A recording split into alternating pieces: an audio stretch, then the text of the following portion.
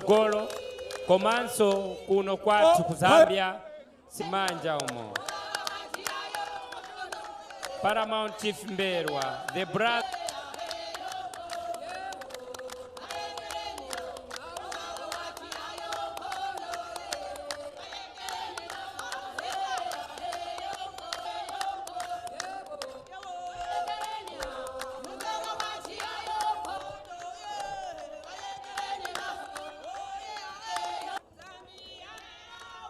Zikomo kwambiri, zikomo kwambiri.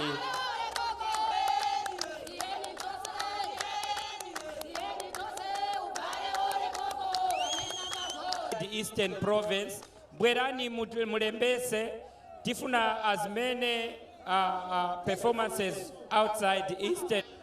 Vaete ndavazite. Pantawino, it is my time now to raise the Minister for Local Government, Honorable Garing, to be seen here very quickly. All the ministers, just to say, mulibwanji, mulibwanji, mulibwanji, vaziveko na mazina. Thank you.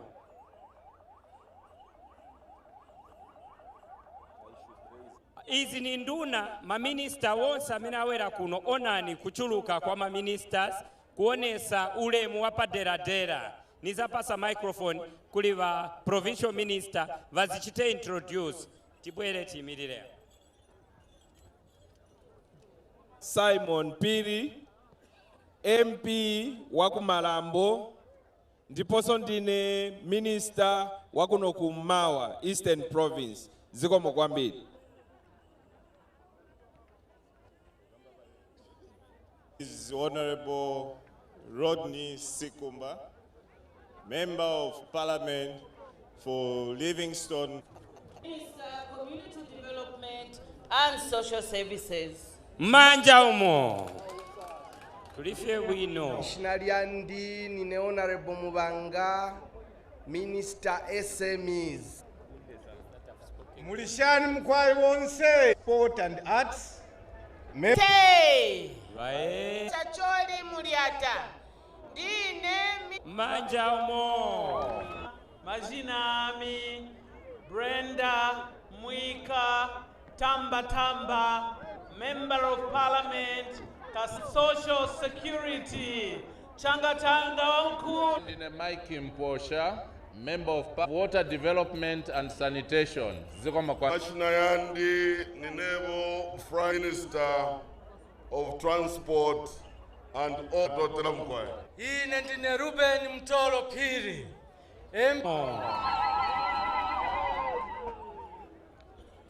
Gary Nkombo, Your Excellency, all Paramount Chiefs, land. I was told to just introduce myself and tawi yauti tawaziva ma minister wonse wamenalipo nipempe va provincial minister sopano kuti. I recognize you. Your Expo, all Paramount Chiefs and other Royal Highnesses present of local government, SG, Madam Imenda Tonga, that played a very important role in making that here. You are all recognized. In short, which was given by the Chairman General here, this ceremony's theme is for the purpose of unity. This country further, we are trying to say, one Zambia. We should live as one, as to move together. With those privileged to have the onerous, rare opportunity to be the one to ask you, sir, Your Excellency, to come and take the podium in order to address your people. In doing so, sir, let me just make one point, clear point. For those who may not know you, I would like to use this platform to announce once again, as my colleague, the Minister of Eastern Province said, about your uncompromising position of reuniting this country. And because this is so, you have made my job as a minister responsible for the chief's affairs by coming here to Chipata for your people to hear from you yourself, from the word of your mouth, about how you are in total affection of reuniting, binding this country together.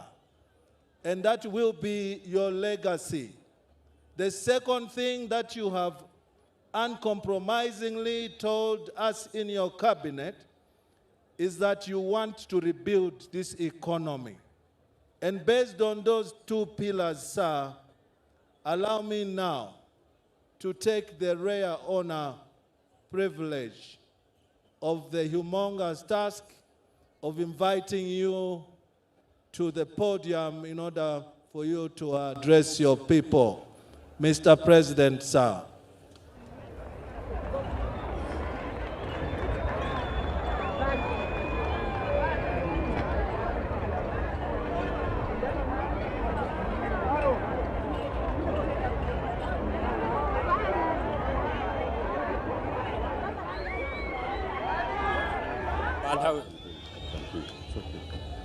Manja umo, bali manja umo. Tunguru hizo, tunguru hizo, tunguru hizo, tunguru hizo. Akabali. Akabali. Thank you very much. Thank you very much. Minister of Local Government, thank you very much. Please take your seats. Those who are able to sit. Your Royal Highness, Your Royal Highness Paramount Chief Mpezeni, Royal Highnesses Mbelwa from Malawi, Royal Highness Gomani from Malawi as well. I'm aware that there are Royal Highnesses who include those that are from the DRC, and indeed the Royal Highnesses from within Chipata, the Ngoni Kingdom, and other traditional leaders that are here, I know from Kasenengwa, Chipangali, and other parts of the country. Olemekezeka mafumu nonse makamaka angwenyama nkosi makosi Mberwa, Gomani, Mkweto ochokera kuja ku Kongo anga kali mafumu onse bamuno mu Zambia amene mwafika pano lero. Leaders of political parties that are present, my colleagues in our democratic country, we recognize all the political party leaders that are present here. Kuzindikiranso ino asogolera zipani zonse za ziko latu lino la Zambia. That includes their leadership, our own party, the UPND, provincial chairman, Vamutonga, and the secretariat, all of the other counterparts in other political parties. Mapaderadera sini ivalira kukumbukiranso wa provincial chairman wa chipani cholamulira Bambo Johabi Mtonga na bungwerano lonse. Provincial minister, cabinet ministers that are here, thank you for coming to this beautiful ceremony. Nduna yakuno kumawa na maminista onse amene mwafika ndikutokozani pofika kumwambo uyu. I want to recognize our church leadership, the board of trusts as one. We wish and acknowledge all the traditional together with obviously the church leaders that are here. Mwapaderatela tikumbukira kuti bishop akuno kumawa Abambo George tilinawo pano na mipingo yonse akumbukira ndipo akupasanule mu wapadera. It is important for me to recognize the host member of parliament, Philemon, who is here, and also your colleagues, other members of parliament that are present at this beautiful ceremony. niwoyamikiranso nakuzindikira kupezekapo kwanu kwa paderadera MP va dera ino Philemon Twasa komanso anzawo amene vali nawo pa siku lino la lero. I'm aware that a number of diplomats, their excellencies accredited to this country, are also present. You're welcome. Alukulandira nsoni, Your Excellencies, amene mwafika pano, maambasada, ma high commissioners, niwoyamikira President chifukwa chauti mwapezekapo pa mwambo wa Nc'Wala ya chaka chino. The permanent secretaries, as well as the mayor of Chipata and your fellow mayors, your fellow council chairpersons from different districts, we recognize you. A permanent secretary, Nc'Wala ya boma ya Chipata, na maboma onse ozungulira muno mziko lino la Zambia, akuzindikirani. The businesses that are represented here and my fellow farmers, Alimianzanga, we recognize you as well. Mwazimvera. Thank you. I should end by adopting all the protocol that have been read out already by those who have spoken before me. Your Royal Highness, Paramount Chief Mpezeni, it is my great honor and privilege to be in Chipata District today to grace this year's Nc'Wala ceremony. Indeed, it's my great honor. Ayamikira kwambiri Ngwenyama inkosi ya makosi kuti niokondwera President kupezeka kuno kuchipata siku lino la lero mwapaderadera kuti azadalise na kusegula mwambo wa Nc'Wala ya chaka chino. We are greatly humbled by your invitation, Ngwenyama, to this ceremony, and also for the people in the area to host this wonderful ceremony for our country. Anoyamikira kwambiri chifukwa chovaitana kuti afikeko kumwambo wa chaka chino komanso kuwakumbukira kuti apezeke pano. The theme of this Nc'Wala ceremony wouldn't have been better than what it is. Peace, stability, unity in our country is of great importance to us as a new dawn government, but also as a country, knowing where we are coming from just about 7 months ago. So this is a great theme. Thank you, Ngwenyama. Ayamikira kwambiri Ngwenyama chapa mutu chamene munaika pamwambo wa Nc'Wala ya chaka chino kuti mulutandiza kuleta umozi makamaka pozindikira kuti tango chokera kunthawi ya masankho. The importance of culture, the importance of values that an individual learns from their culture embedded in the family, embedded in a community like the Ngoni community, is no doubt one that we want to promote because it builds the characters that we are in our country, in our region, on our global village. Nkosi chikhalidwe chimene timayika mu vana vathu ni chinthu chapatali kwambiri chimene chimathandiza pakukula pa umoyo wa munthu, ndipo ichi tifunika tichisamalire na kuchidalira. The basis of a country's character is embedded in its values, in its culture. So we thank you for continuing this tradition. Chikhalidwe cha munthu chionesa umunthu wake mmene anabadwira kukula kwake, ndipo ichi chikhalirira kuti chiphale chizindikiro kumtundu wina uliwonse. The spectacle of this Nc'Wala ceremony is obvious. It's evidenced by the great multitudes from all the parts of our country as well as beyond our boundaries that are present.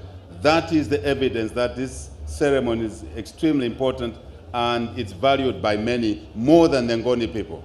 Ndipo ichi chationesera kale angakhala aliyense woona kuti chidwi na chikonzedwe na chikhalidwe cha mwambo wanu wa Chingoni chachioneseratu kulingana na kuchuluka kwa vanthu ofika pano kuti imwe vanthu muna chikhalidwe cha umunthu mchibadwidwe chanu. And we want to encourage all the traditional leaders across our country to focus on working together, to focus on fostering these values through different traditional ceremonies like this one. Chisanzo chimene mwapereka chiruonesa kuti angakhale mitundu ina chikhozo khala chapindu kuti asatireko mchikhalidwe chotere. It's on the basis of unity, on the basis of strong individual, family, as well as community values that we want to run this country and drive that platform of peace and stability to deliver economic and social development for all our people. Ndipo ni mafundo maseko vene vamgwirizano amene angatithandizire kuti tipereke chitukuko cha dziko lino pasogolo. We want to use this platform of unity and stability to devolve, to decentralize, so we can allow the local people, wherever they are in this country, to take local decisions, local priorities, and then support them with financial support. Monga mwamva. Yes, local decisions, mafundo zochokera kwa ife m'mizi mwathu, local development priorities, komanso chitukuko kuchokera m'mizi mwathu, because the local people know what they need most. Chifukwa inu kumene muchokera ndinu lokayo amene muzindikira chimene mfuna. They know more than we who sit in Lusaka. Imwe ndimwe mziva kwambiri kopambana ise amene tikhala ku Lusaka. In the past, your priorities were never supported. Kumbuyo uku zifuno zanu imwe yokhala kumuzi sizinaluthandizika oloyankhidwa zinaloyankhidwa nizija zifuno zochokera ku matauni. The new Dawn government made a decision, our government made a decision to support those local decisions with financial capacity. Boma la sopano linapanga ganizo la kuya kuti lithandizire zifuno zanu zimene inu mumafuna kuchokera kwa mene mukhala kumamizi. As you have heard, we've fundamentally increased the Constituency Development Fund to a level that will enable local communities, Ngwenyama and other paramount chiefs, that in your constituencies, in the constituencies across the country, people will be able to advance their priorities in terms of development. This is extremely important. Monga mwaona Ngwenyama nkosi ya makosi kuti boma ya New Dawn yapereka chitukuko kumamizi makamaka tikayangana pagawo la CDF ni chilingo chauti ndalama iyi ngati yapita kumamizi kumene kuli zifuno zene zochokera mwa imwe zizaonesa chitukuko cheni kupambana mmene zinalili. And we want to assure you that these funds will be dispersed. Unlike the past, these funds will be dispersed to all the constituencies in full before the end of this year. Ndipo afuno simikizira ombani mmanja poyamba.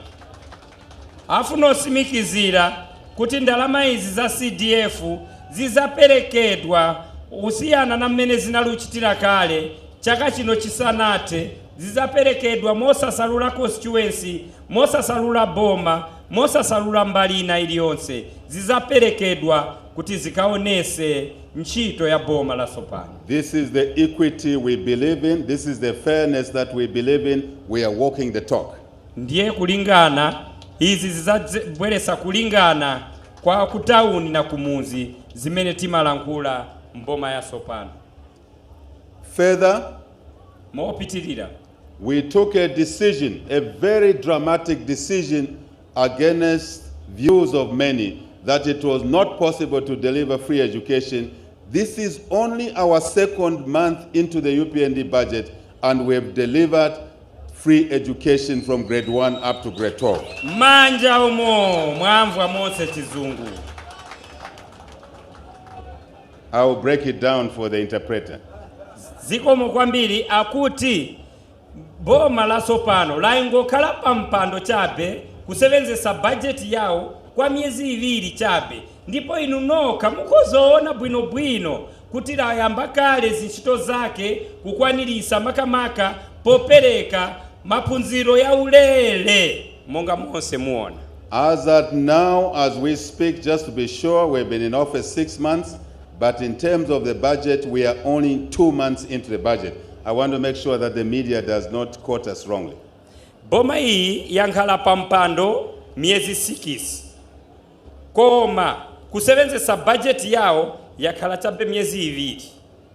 Because we believe education for every child is the best equalizer, is the most optimal investment, we have already funded all the schools with this free education support across the country.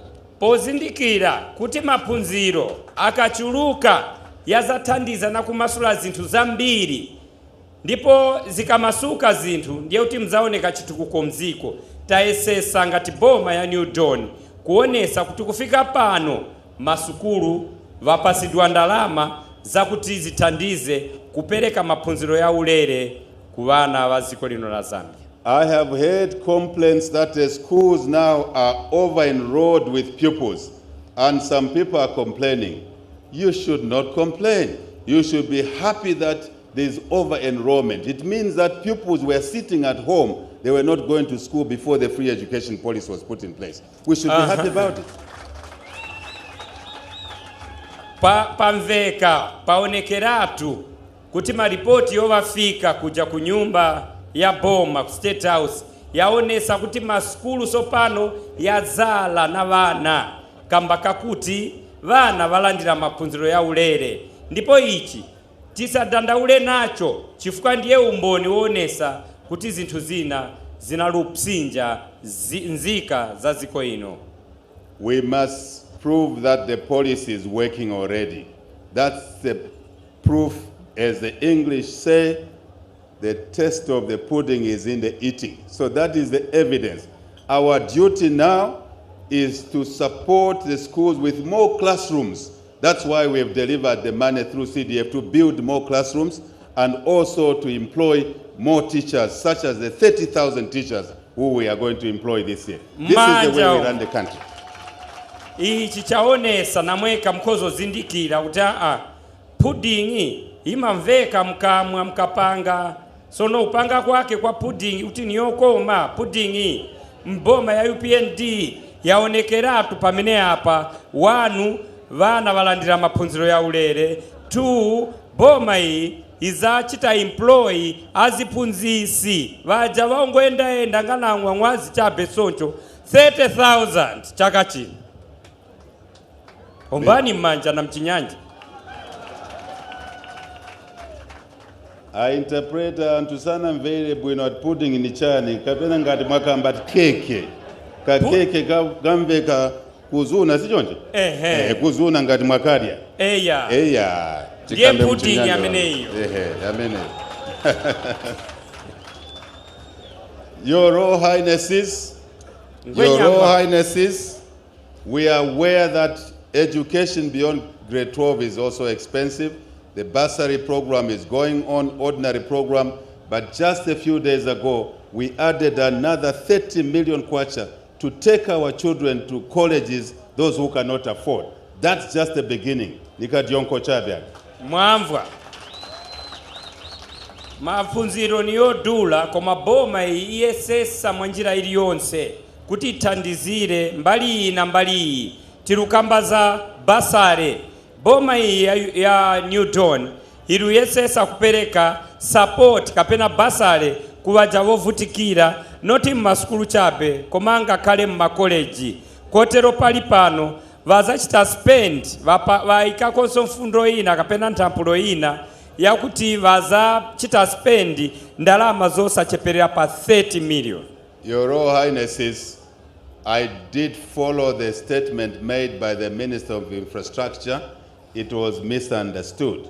He indicated that those roads that are commercially viable will be put on the public-private partnership program. But those that are not commercially viable because of low traffic numbers, like the Chadiza-Chipata road, will be funded on other programs, and I confirm that that road is a priority to us. Chadiza-Chipata road. Manja umo mwazimvwerera kuti valiye kumvwe bwino vantu pa statement ya yenze choka kuvuli uku kuti yayi Chipata Chadiza road iliye pindu kwene akuti a president asimikizira kuti uyu mseu wa Chipata Vubwe Chipata Chadiza ni mseu wa pindu kwambiri koma vantu sanamvesese kuti misewu ina izaikidwa under private partnership, koma iyi misewu ina izankhala funded monga mwa njira yake. That goes for the Chadiza, as I said, Chipata, but Chadiza, Katete, and other roads. We are very conscious of the need to improve infrastructure in order to open up the economy and create jobs for our people, especially our youth. Ndipo pa misewu iyi Chipata, Chadiza, Chipata, Vubwi, Chadiza, Katete, na ina yonse iyi, boma ya sopano ifuno yesesa kuti ione kuti misewu iyi ikonzedwe, ndipo ngati yakonzedwa izasegula pothandiza maendedwe, ndipo maendedwe ava na malonda ikonomi ya ziko ino za chuma za ziko lino zizapita pasogolo. Your Royal Highnesses, we are also aware that farmers were paid late this year, and we want to deliver a message here that planning was not as good in the past, but we're working on planning better going forward so that farmers are paid on time, inputs are delivered on time.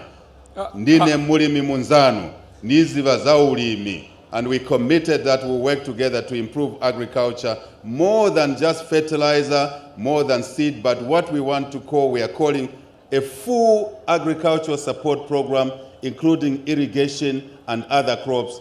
That is part of our flagship policies. Eastern Province is a target for these changes, for the better. Of course.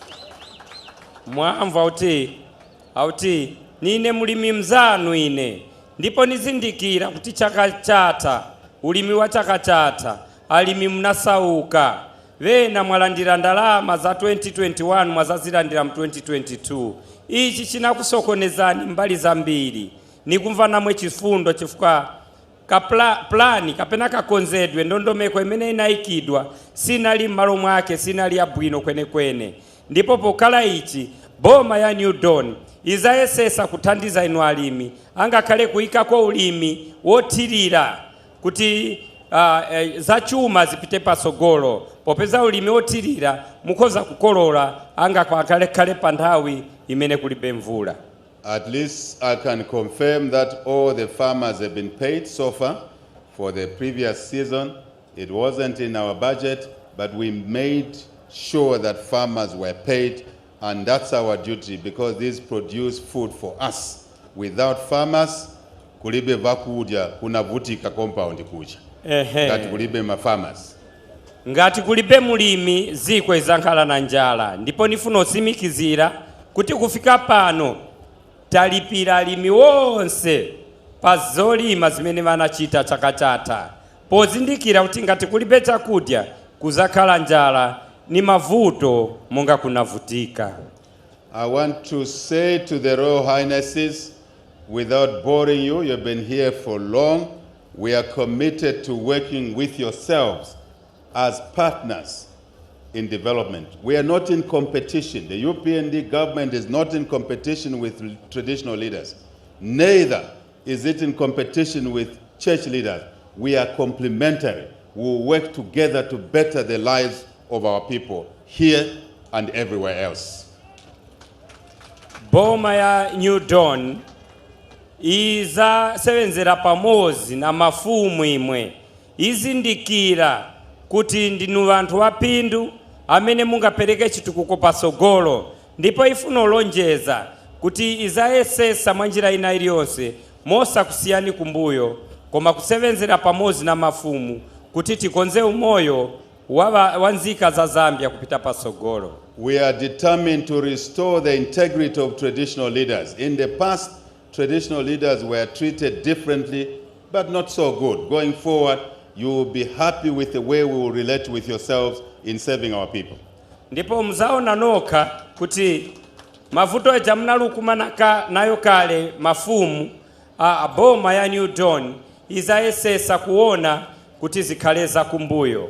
Nthawi ino muzaona noka ndipo nuwozipereka kuti azasebenzera pamozi na imwe komanso kukonza makondishoni ya inu mafumu. I'm aware that some chiefs have no palaces.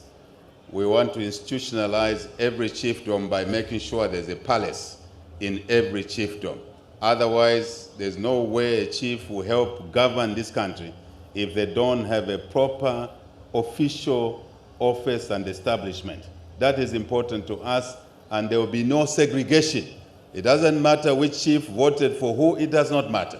We are now in government, we will look after everybody. That's our duty. Ndipo asimikizira zakuti vena mafumu nyumba zanu sizabwino. Mwaichi boma ya New Dawn izayesesa kuti mosa salula fumu ina iliyonse kuti ikakhale na nyumba za ufumu zabwino. I think I've said a lot. I would like to see more Ngoni dances here. I'm a traditionalist myself. Most of you are not aware I'm a serving senior headman in the village, so I want to see more dances. So I'm just about to close so we can enjoy the dances here.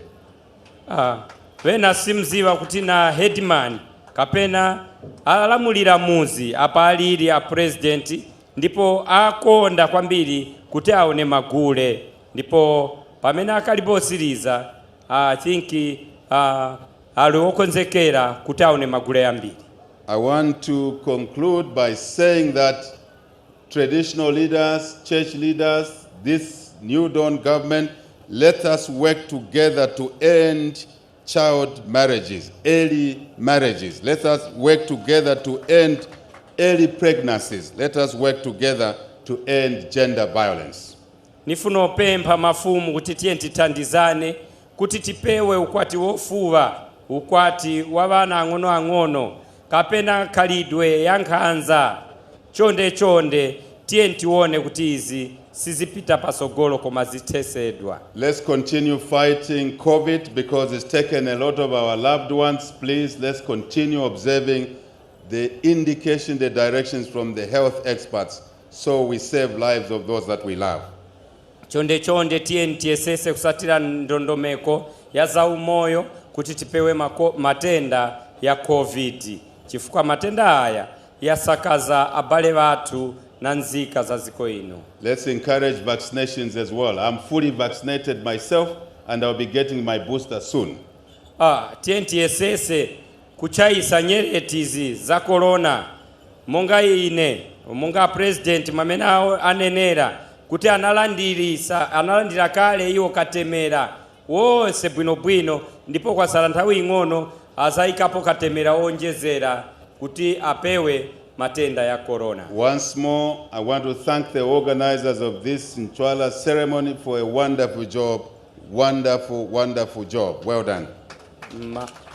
Afuna kuyamikira mwapaderadera abungwe losonkhanisa mwambo wa Nc'Wala ya chaka chino panchito ya bwino yamene mwachita kuti mukonze mwambo wokoma wotere. Wena ngwenyama.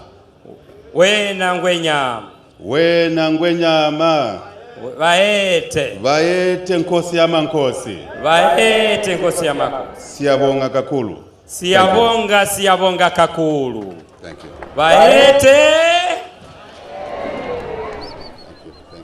Ishokome. That was the official opening of this year's Nc'Wala ceremony by His Excellency President Hakainde Hichilema. Tingene pa stage tikalipe kufika pa next. Chiwaya ichi. Changanani. Werani lomba poyamba. Niziva pali banzatu bamene taimika baku Malawi. Ngati mulikale pa stage, kodi muli pa stage? Ichibaya chavina kale. Maseko Ngoni, werani, shanganani, konzekani. Maseko Ngoni, ulowani, shanganani, konzekani.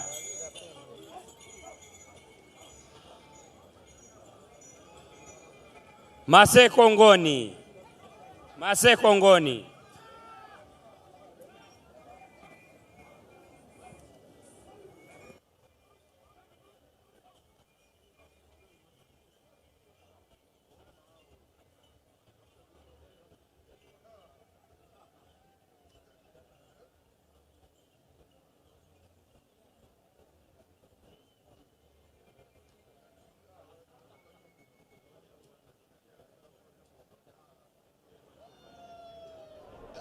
Maseko Ngoni Mkati, Maseko Ngoni Mkati Kumalawi.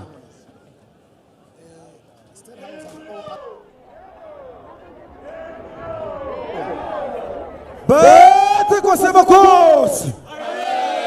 Bete kwa nyama. Hau, hau, hau, hau, hau.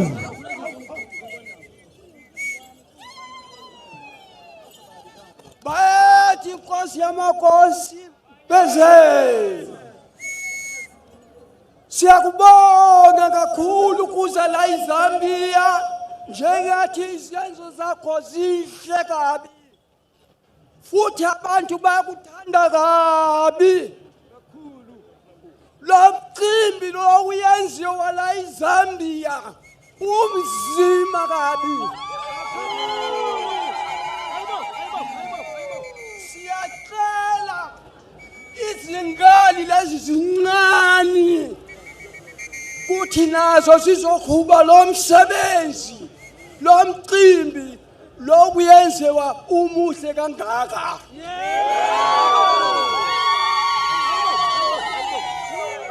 Thina akwa inkosi Ngomani 5 siyabonga inkosi jele walelizwe leli seZambia nomsebenzi wakhe lo neminyaka bonke abantu beza la eZambia. Manje lokho ke nami ngiyajabula kakhulu ngoba kuthi lo msebenzi uhamba kamnandi. Kusukela lokho ngiyabonga kakhulu baba Mpezeni. Wotendela Ngoni.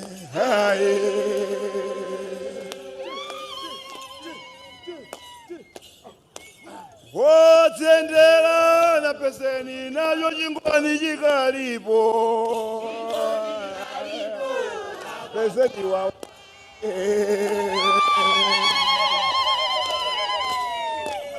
Wotendela na Mpezeni.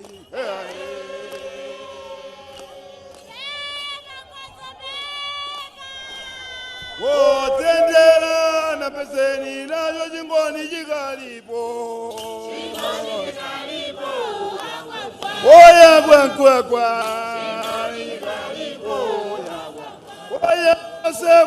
That's the MP from Nc'Wala under Inko Siamakos Gomani, the Maseko, whose ancestor was in Kaba.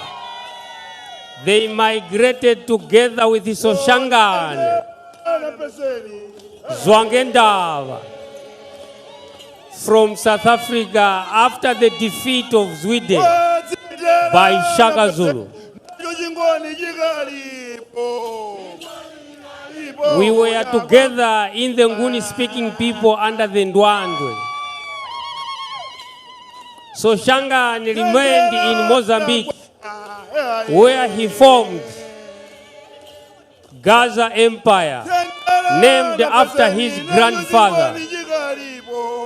At one time, he defeated the Portuguese, the way we fought against the British South African company, BSA company, in 1898. They got our animals, about 10,000 animals, and took them to Zimbabwe, where settlers were settling.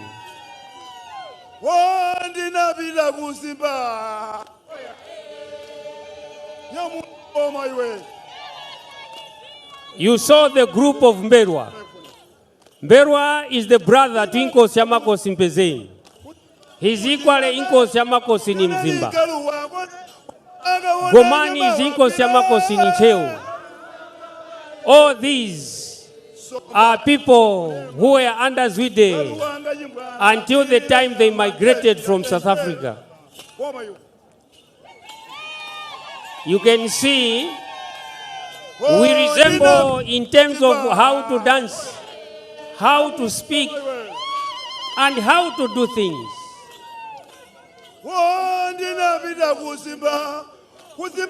We appreciate that this is the reuniting of the people that came from South Africa.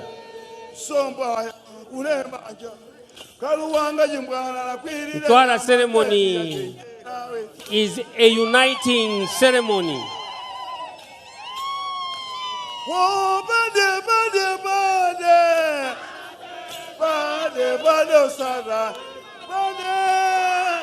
The other group of people that we need to know is Zulugama in Tanzania, who also broke off from the time that Zwangendaba died. The other group was the group of Nt'Wala, and the other group is the group of Nc'Wala, who is in Doha, Malawi. There were 5 groups that moved away from the time that Zwangendaba died.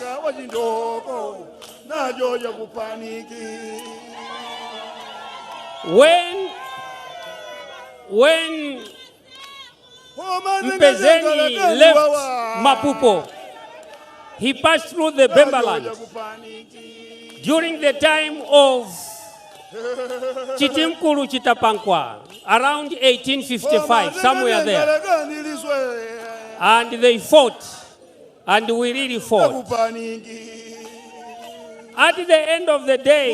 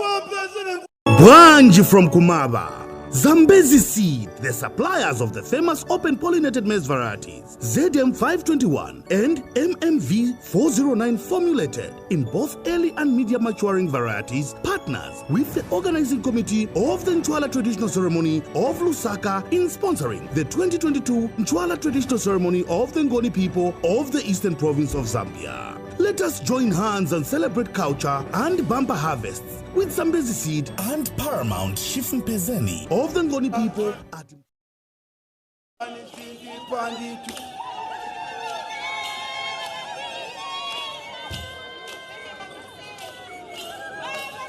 Oh, Jinipa, Mpezeni, Jinipa. Yamula ngoma wewe.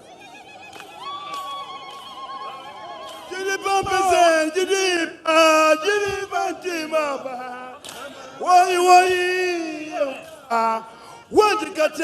Wandikataza kanjani. Jinipa nditu.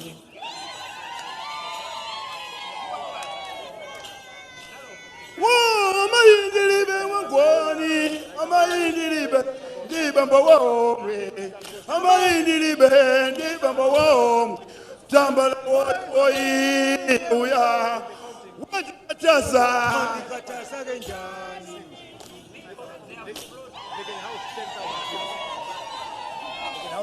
Wajipamba ya nyamata wakugana osiramuka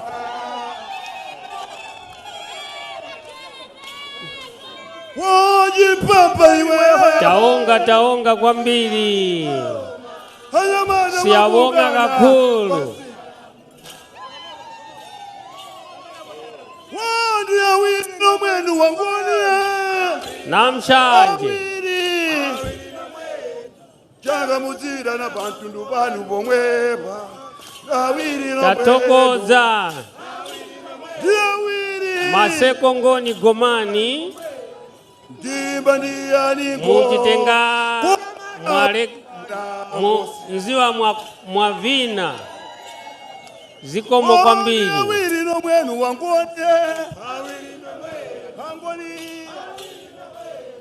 jaga muzida na bantu ndubanu bomweba dawiri no mweno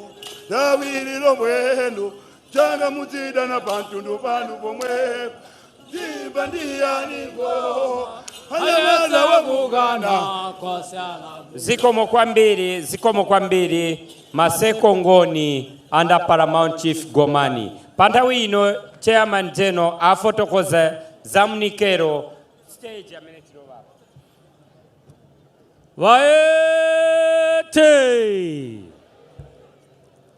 Vaete ino nthawi ni yamnikelo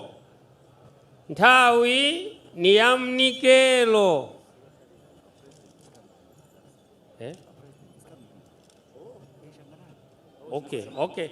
Before mnikelo tikemo shanganani.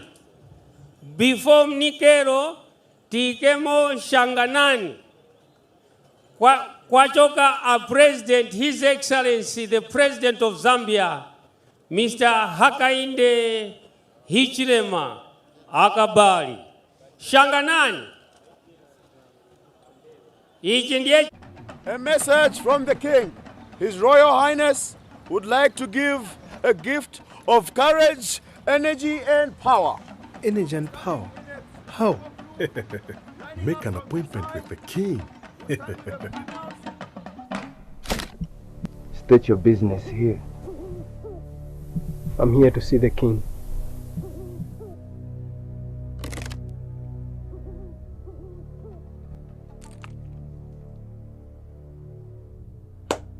Mafum, I'm here to know about the gift that you're offering your people. How is it possible to give courage, energy, and power? Mafum.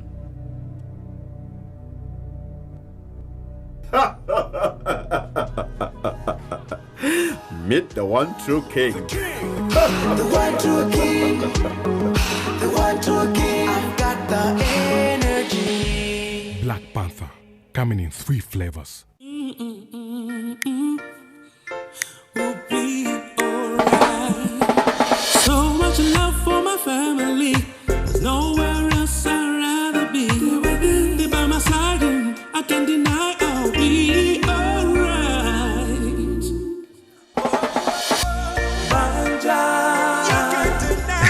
Our banjas come with a whole lot of family drama. Introducing Banja washing powder, the family detergent. As long as we get family, we'll be alright.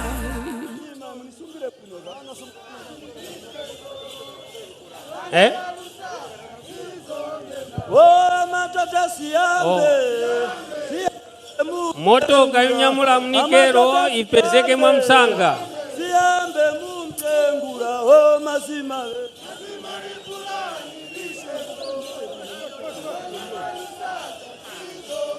O mazima we.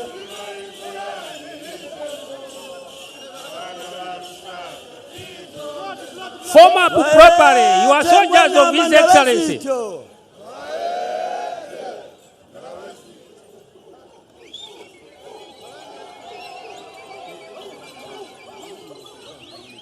Vaetengwa nyama ndavazita.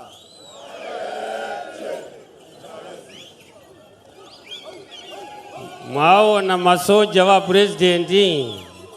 Oti ni bana bachingoni wewe choka kulusaka mwabaona lero. Ni bana bachingoni wewe choka kulusaka mwabaona lero ati wera.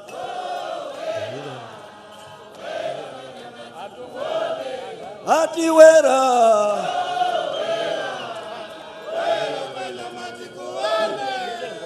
Ni bana bachingoni bechoka kulusaka mwabaona lero.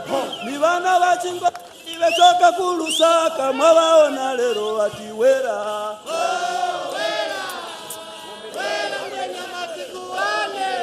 Ati wera.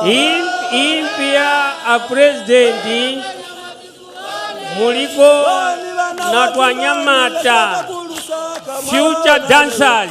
Ni bana bachingoni bechoka kulusaka mwabaona lero ati wera.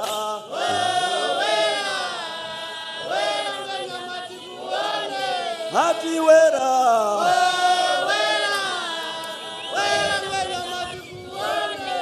Woya wera ngoma, weya wera ngoma, ya wera ngoma, weya lusaka.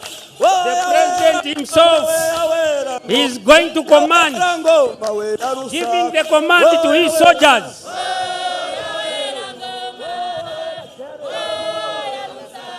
Woya wera. Woya wera. Takatago.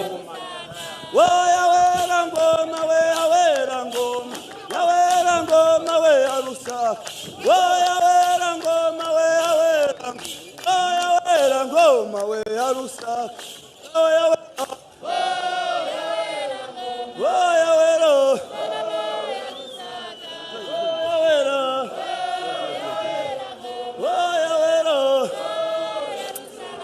Woa kungana mungana tiande. O baba mulabira tiani.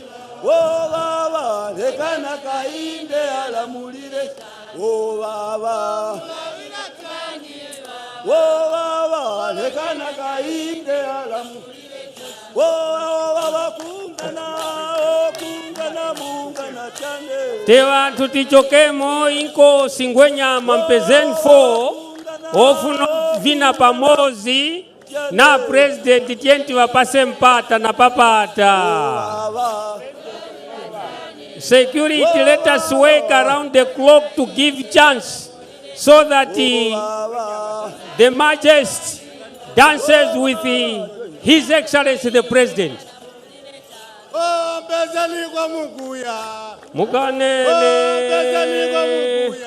Mukagane Mwalandira Federation.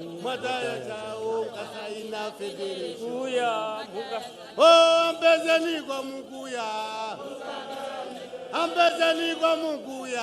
Mukagane mkasaina Federation. Mkasa. Mbezeni kwa mukuya. Yalo ngwenyama. Ingwenyama. Sibuyire ingwenyama. Warusaka imbani bwino nyimbo. Ambezeni kwa mukuya. Ambezeni kwa mukuya. Mukagane Mwalandira Federation. Mataya jao. Mkasaina Federation. Mukagane. Ambezeni kwa mukuya. Ambezeni kwa mukuya. Mukagane mkasaina Federation. Mkasaina Federation. Mwata. Mbezeni kwa mukuya. Mbezeni kwa mukuya.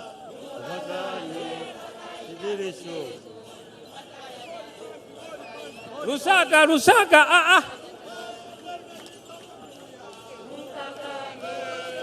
kwa mukuya.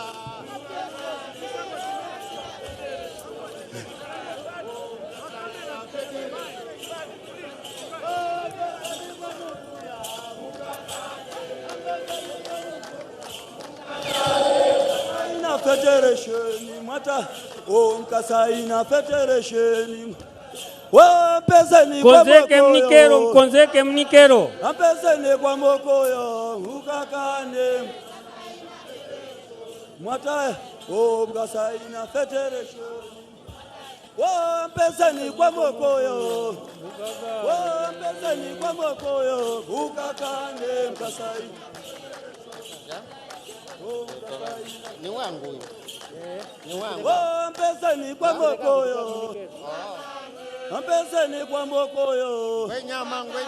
Ngwenyama.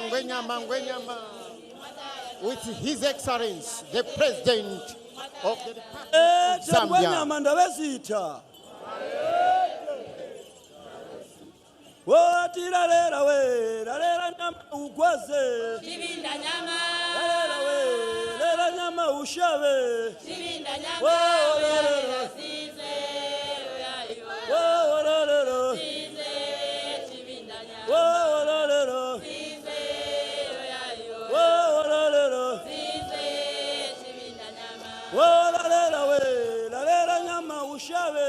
Chivinda nyama. Rarera we, rarera nyama ushawe. Oh, la la la. Oh, la la la. Oh, la la la. Oh, la la la. Oh, la la la we, la la la nyama ushawe. Oh, chama la we, la la la nyama ushawe. Oh, la la la. Oh, la la la.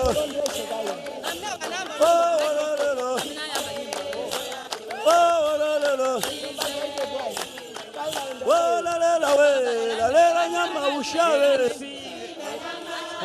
we, lela nyama ugwaze. Oh, la la la. Oh, la la la. Oh, la la la. Oh, la la la. Oh, la la la we, la lela nyama ushawe. Oh, la la la we, la lela nyama ushawe. Oh, la la la. Oh, la la la. Oh, la la la. Oh, la la la. Oh, la la la we, la la la nyama ushawe. La la la we, la la la nyama ushawe. Oh, la la la. Oh, la la la. Oh, la la la.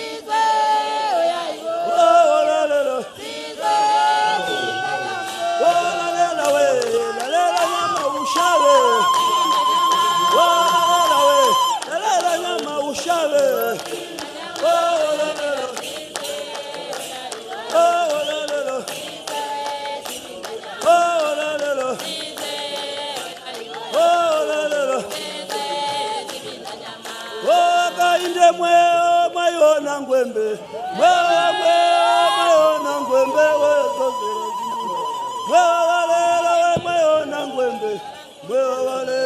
mayona ngwembe, wezozela. Oh, mayona ngwembe, mayona ngwembe, oh, kulumanga kono, mwewa mwewa. Wana mwewa valera we mayona ngwembe. Valusaka mayona ngwembe wezozela zinu. Valusaka mayona ngwembe. Valusaka mayona ngwembe wezozela. Oh, kulumanga kono. Kulumanga kono. Namwewa valera.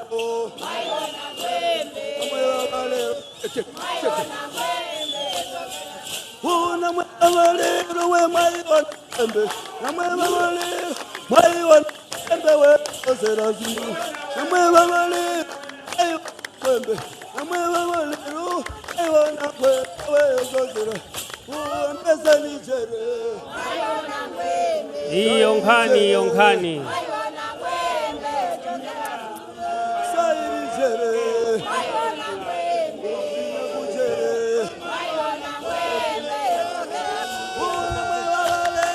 Mayona ngwembe. Ababalele we mayona ngwembe we. Ona mwabalele mayona ngwembe. Mayona ngwembe. Oh, mpezeni jere.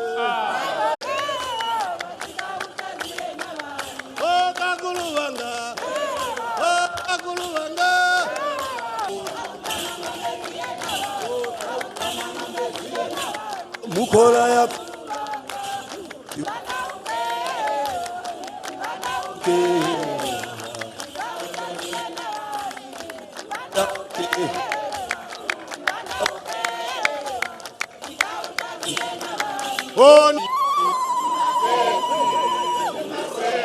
Oche ambira ni jinji seti kwa na fafaza lombani corona ni maseti wo baba ni maseti oche ambira ni jinji oh kwa wela na fafaza lombani corona oche ambira ni jinji seti wo baba seti Atirawa, taitata waikusa pezu. Iya. Atirawa, taitata waikusa pezu. Iya. Atirago samba, alago samba we muzia. Atirago samba, alago. Atirawa. Iyo Atirawa hiyo atiroko Atibaba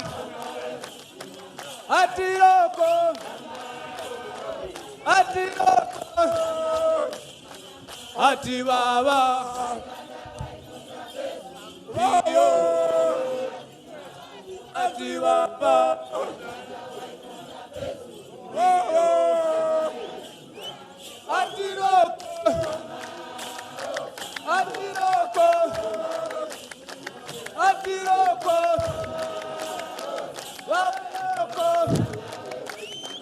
Atichere hiyo Atibaba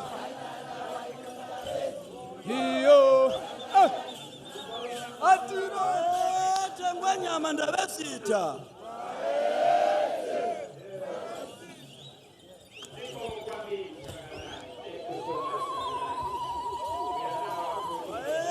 chengwa nyama ndabesita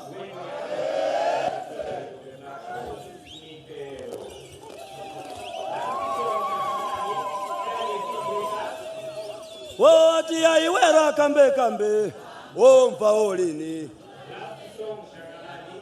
aiwera kambe omva olini ampezeni mulina wana tata mulini ampezeni mulina wana tata mulini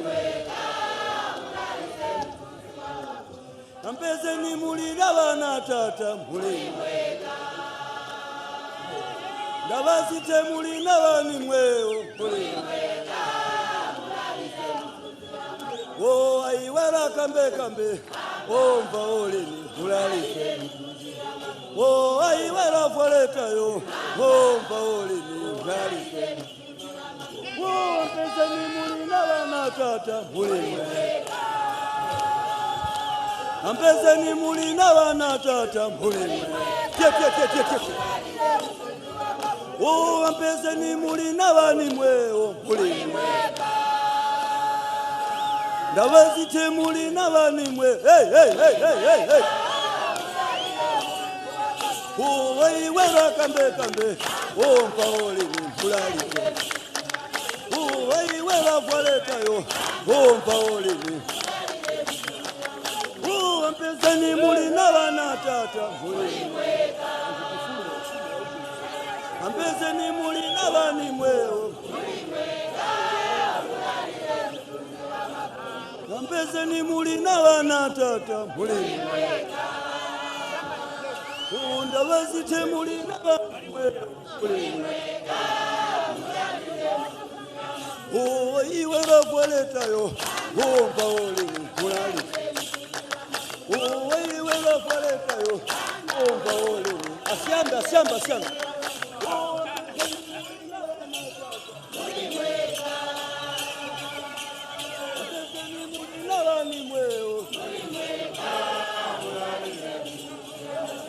Zambezeni muli nabani mwe muli mwe. Ndabazite muli nabani mwe. Iwela faleta yo. Nyaole.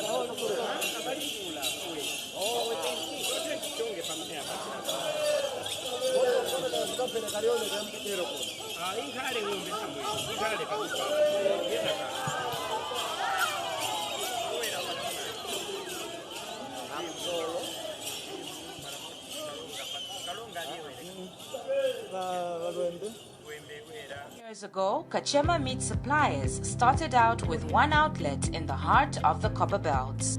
With firm commitment in freshness, today Kachema Meat Suppliers is a growing chain with multiple locations in Lusaka, Chipata, Kabwe, Ndola, Kitwe, Chisokone, Mufulira, Kasumbalesa, and Solwezi. Taste our unique processed meat products such as polonies, bacon, sausages, and many more found in leading supermarkets such as Spar, Pick n Pay, Melissa, Food Lovers, Choppies, and Jumbo supermarkets. Save money by buying your meat products at factory price. Now that's a great deal. Locally produced, cut fresh daily. No shipped-in meats filled up with who knows what just to keep them looking good. For freshness, selection, and factory price, go with Kachema Meat Suppliers. Good.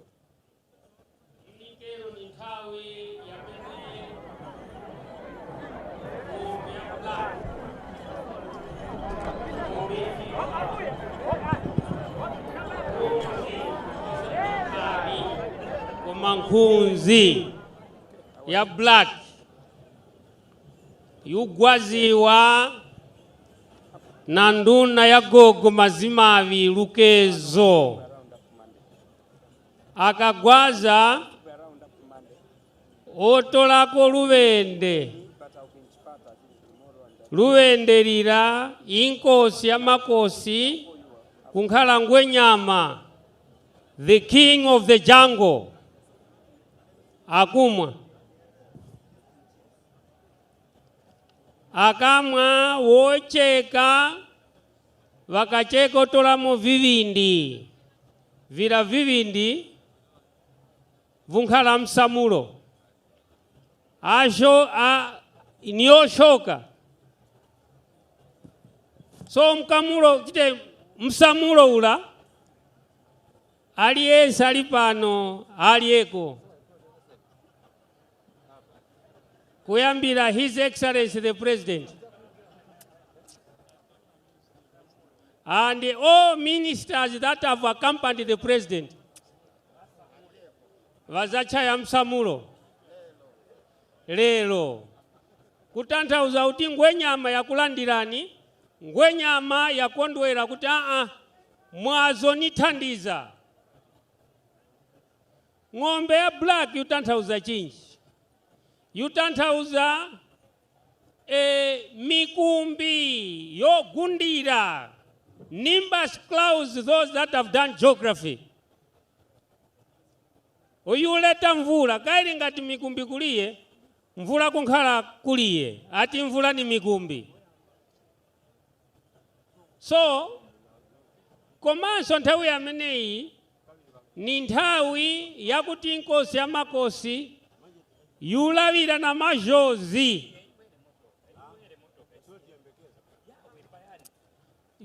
yulawira na majozi wala ndiye olawira na khosi pezulu, mulungu wakumwamba, kuthokoza kuti nkhani yaenda bwino. Kwa wala tukuya kuchechi wana wa Israeli nzopereka nsembe, ndiye nsembe ya chingoni yopereka inkosi ya makosi to the spiritual divine power, kupereka nsembe, kulavira na majozi, kulavira na mulungu. Nuziwa pano pala minister watu warizimu mwina paona kuti pitavwala vikumba kuti mwina angati mange. No issues with Zawa here. Komanso mukaverenga Genesis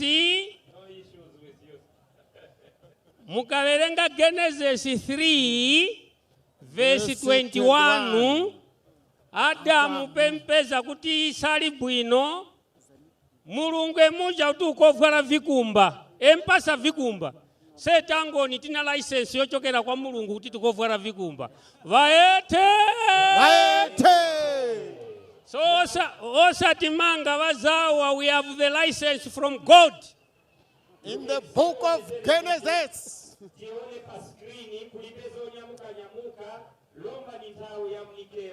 Let us focus those that are very far. We thank ZNBC. They have put on the screen very clear. We really want to appreciate Zambia National Broadcasting Corporation for bringing this ceremony live on television. We also want to thank the other television stations, Diamond, Prime TV, Movie TV, all those television stations that are helping to carry this activity live. Zinthu zasintha mweyo aliyese olanga mnikero lomba siso imwe what a beautiful ceremony. Now ulamuliro wakonza ng'ombe yaoneka it entered the arena. You know, it's a very touching situation where the animal entered the arena alive. Going back. A very touching situation indeed here. This is the climax of the ceremony. Washawa Ngoni, washawa. Ngoni. Wow, television yakalakutali. Nonetheless, we can still see that wagwaza one time yapona. Ndiye Ngoni wamenewu. Very touching situation indeed. Ni wangalo. Ogwaza ni wangalo. Wangalo meaning ana mphamvu. He is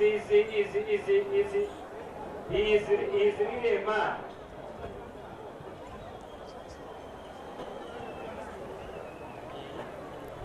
Vae mwara Africidi, werani mkwezekeko amrira yanu Africidi, a president Nc'Wala. A president of no namnikero. That is the blood that has been drained from the pool. Onyamula. A very touching situation. The paramount chief is going to drink the blood. Very touching situation indeed. Let us just see on the screen. Onani pa screen. Onani pa screen.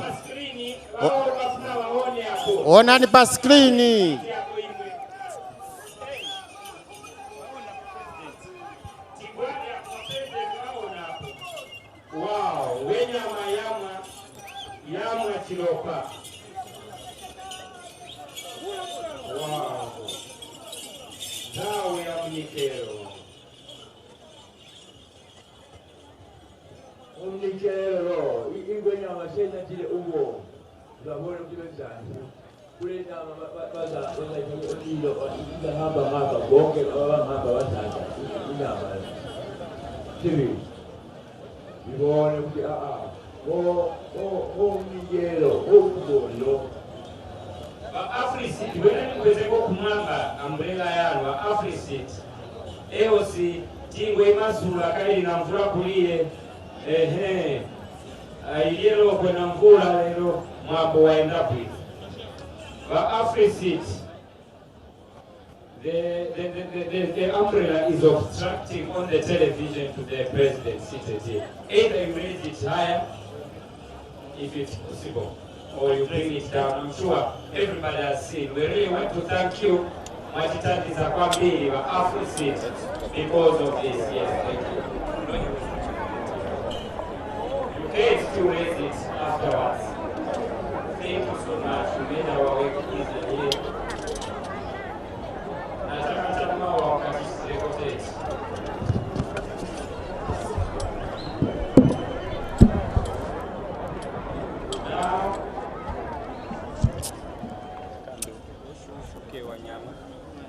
Baromba oshoka nyama. Music on the background. Zivindi vamkati. Visalokwa.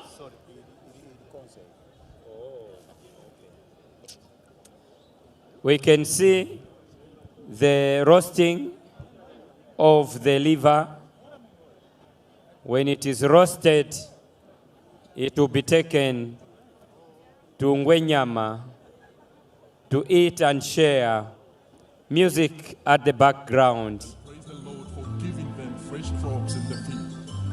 The Nc'Wala ceremony is graced by His Royal Highness, Nkosi Yamankosi, Paramount Chief Mpezeni of Zambia. Vayete Nkosi Yamankosi. Vayete. Vayete Nkosi Yamankosi. Vayete. Vayete Ngwenyama. Vayete. Vayete Ngwenyama. Vayete. Vakumalawi group yenze yasalira. Oh. Get ready, stika mbauti muvine, aliyense akalionerera manje.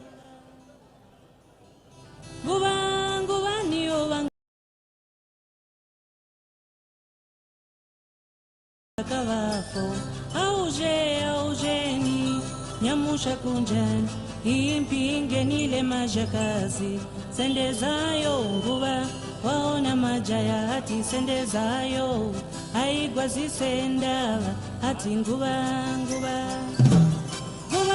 Nguva niyo vanga hozi ya mbenzila nguva niyo vanga hozi ya mbenzila nguva. Haushungu wazagawa, hati aujeni, nyamusha kunjani, impinge nile mashakazi, sendezayo nguva, waona majaya hati sendezayo, haigwa zisendava, hati nguva.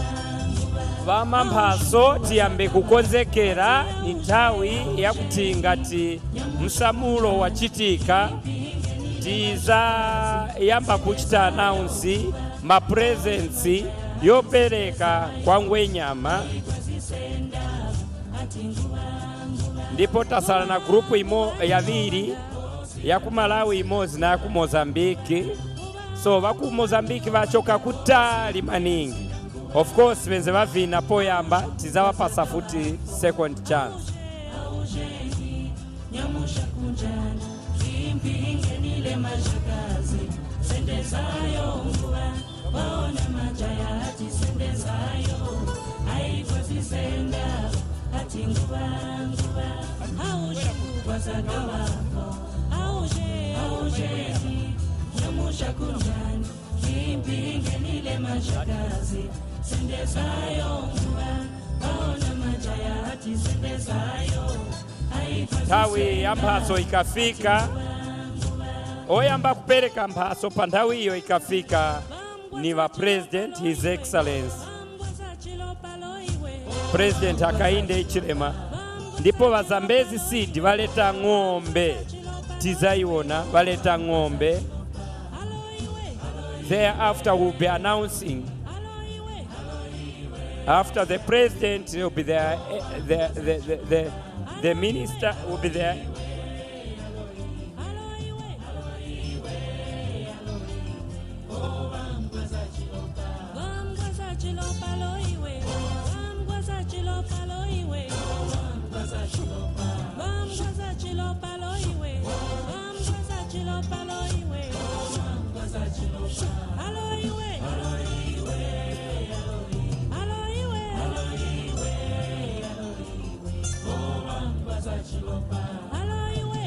Ija motoka ya zanisi jayunyamula munikero va security tandizani muone kuti irowe.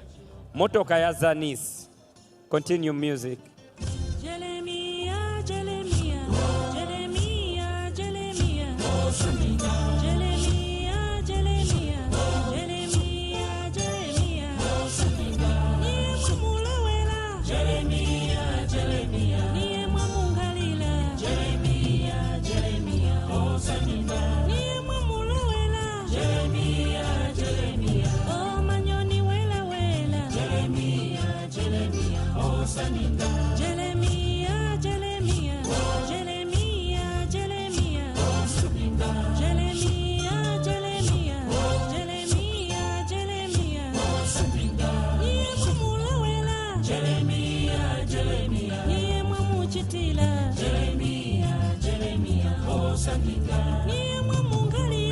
Jeremiah, Jeremiah. Oh, manyoni wela wela. Jeremiah, Jeremiah. Oh, Sanyika. Jeremiah, Jeremiah. Jeremiah, Jeremiah. Oh, Sanyika. Jeremiah, Jeremiah. Jeremiah, Jeremiah. Oh, Sanyika. Niye mumuchitila. Jeremiah, Jeremiah. Niye mumungalila. Jeremiah, Jeremiah. Oh, Sanyika. Niye mumulawela. Jeremiah, Jeremiah. Oh, manyoni wela wela. Jeremiah, Jeremiah. Oh, Sanyika. Wala mtemwende, wala mtemwende yobelile. Oh, wala mtemwende yobe kwa muzi wa Zomba. Wala mtemwende yobelile. Oh, wala mtemwende yobe kwa muzi wa Zomba. Oh, anantenda. Oh, yobelile. Oh, yakozole. Oh, yobelile. Oh, wala mtemwende yobe kwa muzi wa Zomba. Oh, anantenda. Oh, yobelile. Oh, yakozole. Oh, yobelile. Oh, wala mtemwende yobe kwa muzi wa Zomba. Wala mtemwende yobelile. Oh, wala mtemwende yobe kwa muzi wa Zomba. Wala mtemwende yobelile. opereka mpaso bazambirira ni wa president ikafika nthawi ya mphaso bwino lake ma ministers tizamba kupunda after ma ministers their excellencies the high commissioner for Britain, the ambassador and the other excellencies that have come will do their presentation of the gifts, and then we shall announce the next level. But the president will be followed by our main sponsors, Zambezi Seed. Musamulo lomba, musamulo, apa tinkaleko pansi poyamba na mphaso, vantu ofuna vaone pa screen. Ofuna vaone pa screen.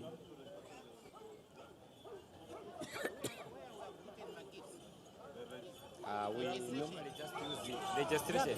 We just use a bunch, a group of ministers, a group of MPs.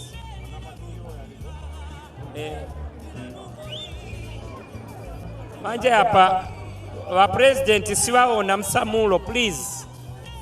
Aba ma presence imwe mwayimirira huko.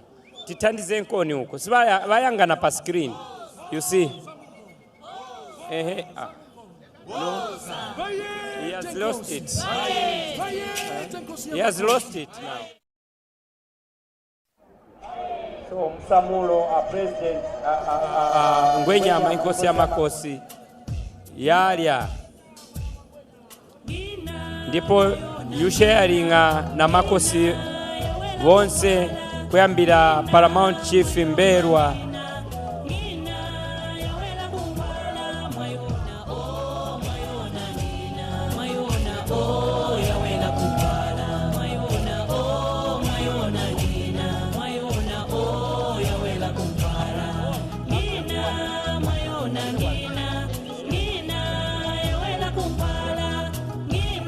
tikasirija Msamulo Ngoni Nc'Wala kukuza traditional beer walupoko odangani wala wachiti mkulu so ukuza walwa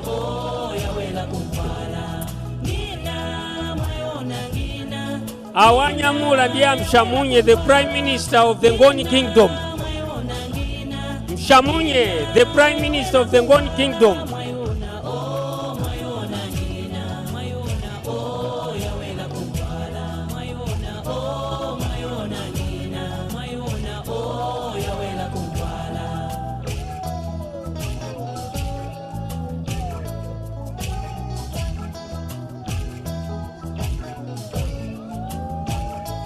Kukuza Nc'Wala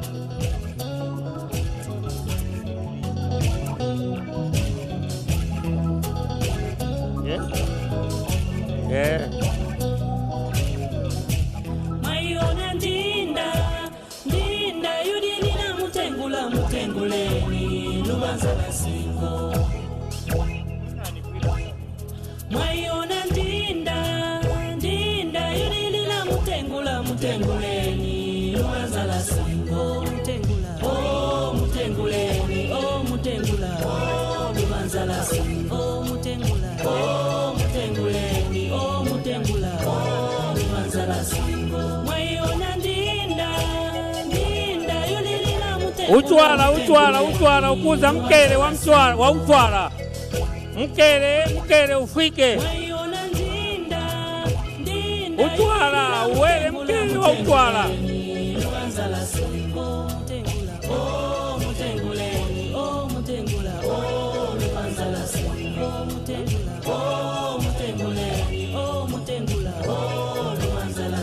mkele wa Uchwala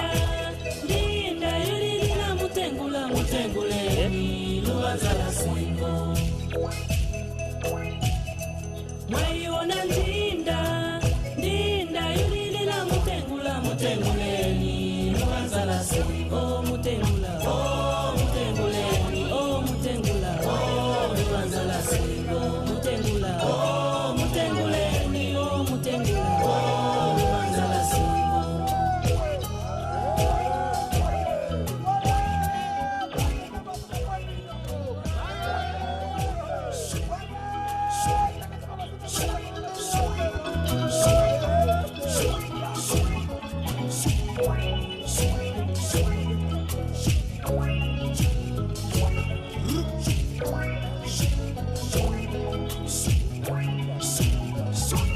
Uchwala wapeleke wa Uchwala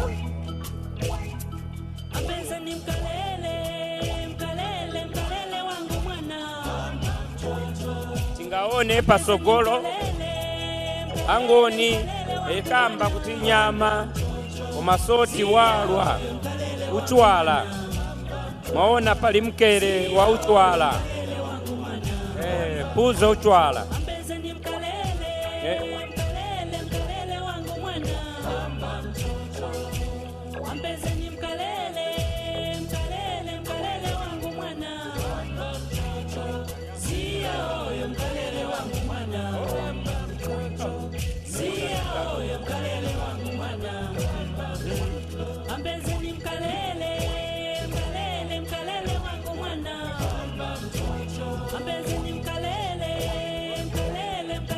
kamera isanike Uchwala waona lini Uchwala mkele bakamera kamera mkele uoneke mkele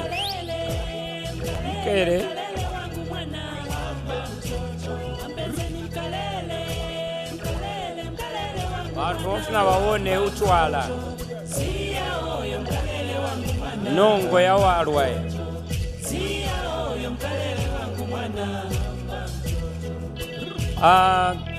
to keep the stage line.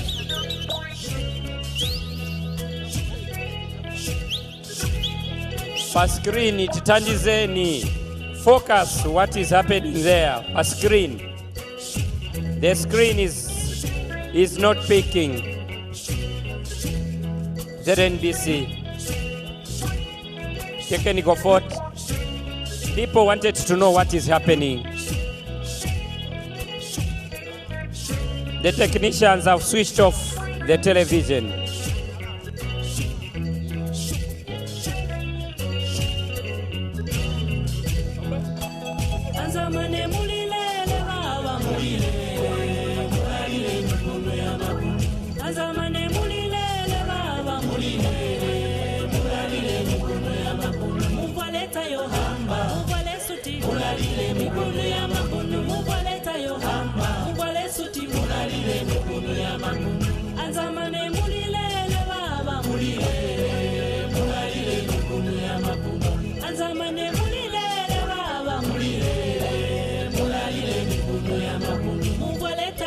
Okay.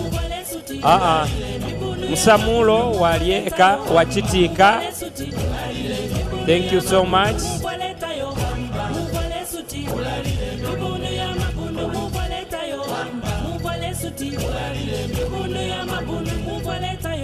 Panthawi ino ni nthawi yopereka mphaso lomba tiziva kuti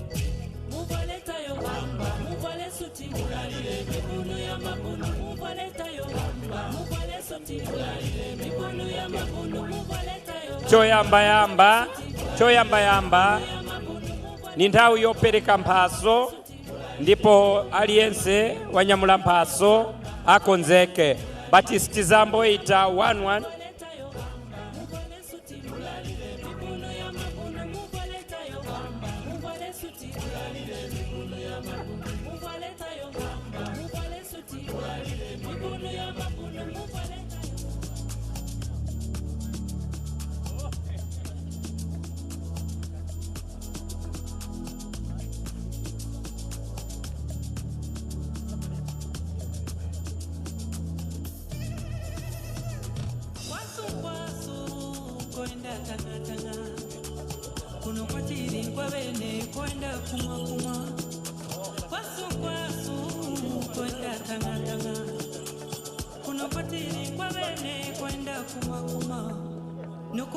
music on the background. Chaya romba, chaya music. Vakalikonza mkele wa Nc'Wala. Kamera.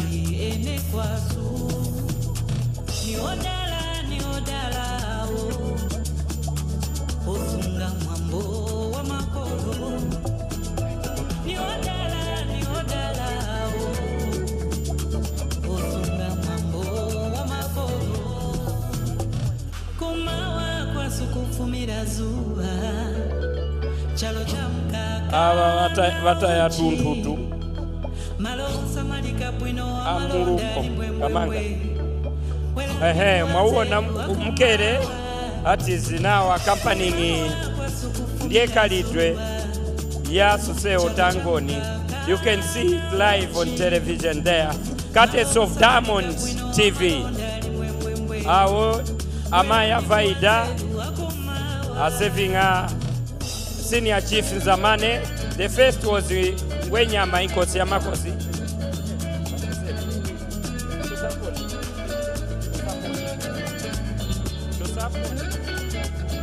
Then next taking Nc'Wala is chief reconciliation. Reconciliation is all about eating together, dining together, drinking together. That is Paramount Chief Mberwa Chipanda cha Nc'Wala. That is Paramount Chief Mberwa.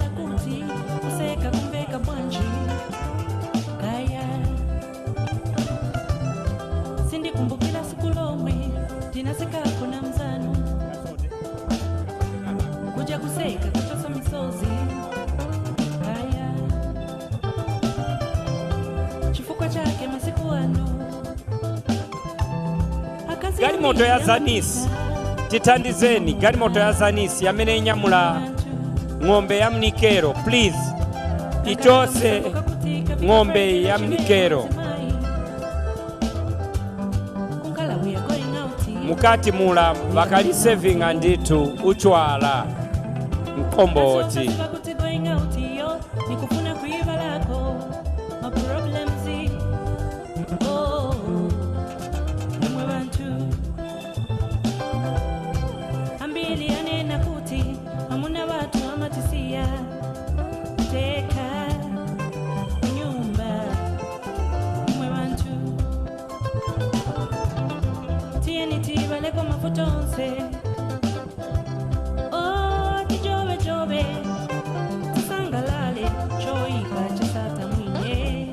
This evening, after all the activities here, His Royal Highness Paramount Chief Mpezeni has hosted all the invited dignitaries for a royal luncheon at Laweni.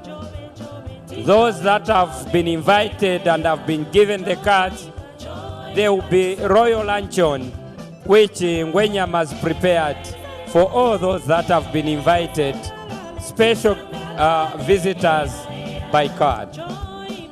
After that, in the evenings,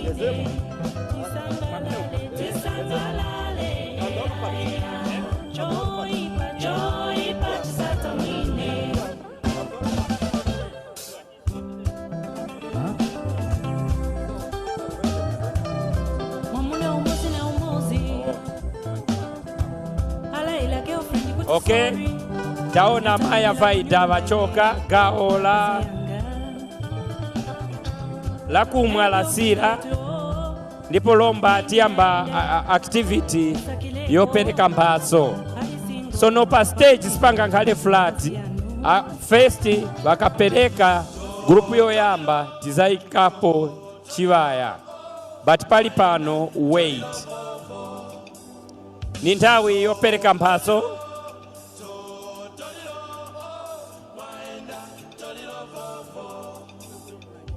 Vambewe va chiefs from Chiefs and Traditional Affairs Office muwere mutitandize motoka yanu ya sova. Munga isebenzese iliyonse motoka kuti titandizire.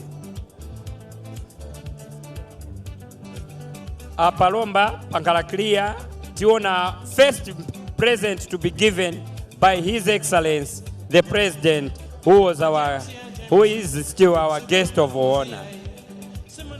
Tizaona wa president ndipo wakachoka wa president pazabwera wa Zambezi. Thereafter the ministers will follow led by the provincial minister.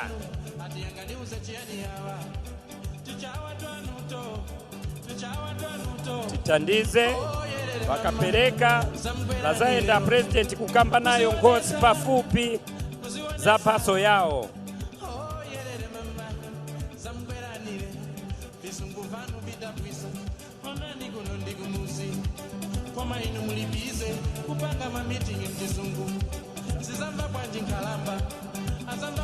Do not even panic, we are going to go.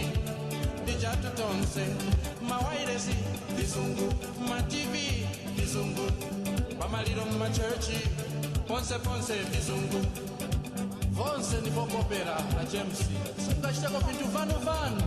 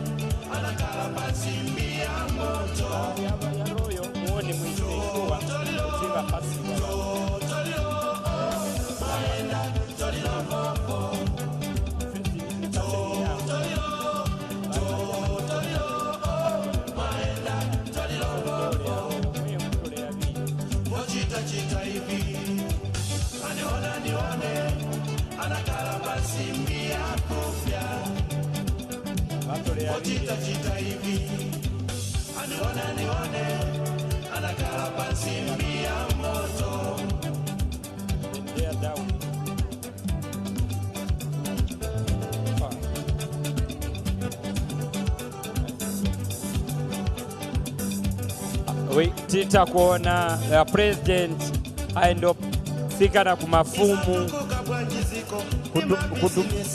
kuonana nao. Nc'Wala ila kunyumba naenda kutauni kuma business. Akafika kutauni kuja ni chiriri mumiseu angoti nchekereko. Pereka mpaso wa president ndipo wafuna abantu wawaone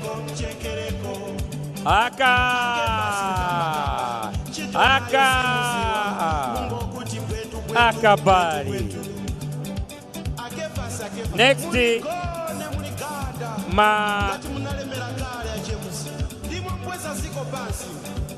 their excellencies, my ambassadors, my high commissioners wapereke mpaso.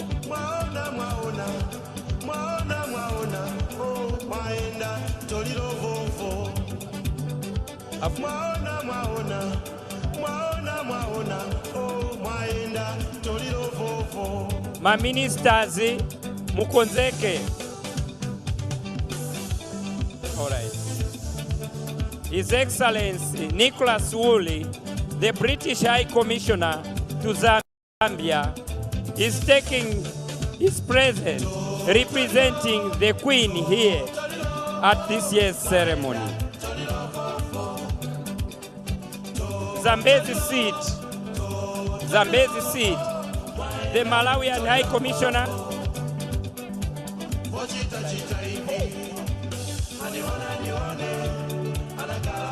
the President Ngalaira Nakulaira. Thank you so much, Your Excellency. Thank you so much.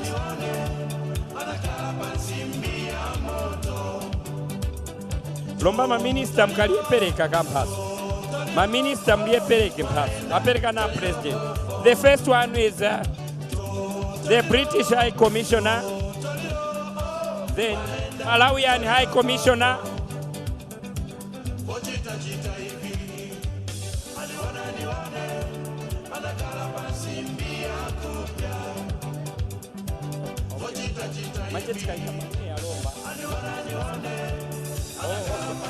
you can leave. Mayor Katete, thank you so much. The British High Commissioner, the Malawian High Commissioner, the Mozambican ambassadors, thank you so much for coming. Next are district commissioners. Zambezi seat. Zambezi seat. Zambezi seat has bought a bull. Vagula ng'ombe. Vabweresa ng'ombe. Va Zambezi seat. Huge bull. Ng'ombe yamene vabweresa bati na seeds.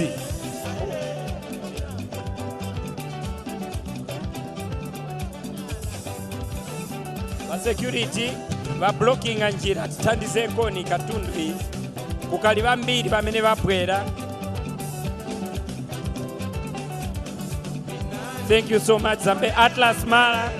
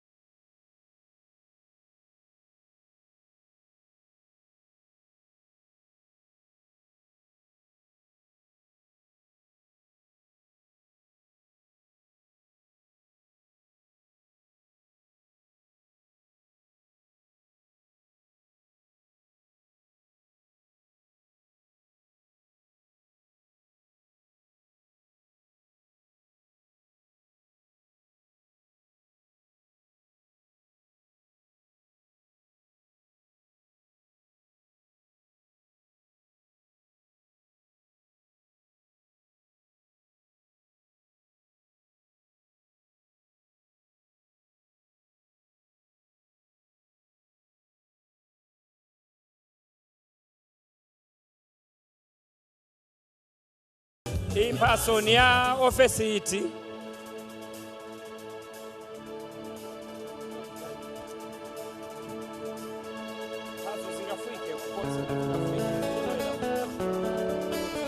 Which council is this? Chipata City Council has brought in a fridge. Thank you so much, Chipata City Council. Your Worship, the Mayor, Mr. George Mwanza, young Mayor. Mambwe Town Council, they have brought in a mattress. The next on the line, they are council chairpersons. The companies now, makampani ya Afrika. AfriSeed has brought 8 bags of seeds. Baso zizibwera kuno, zizioneka. You can even put there.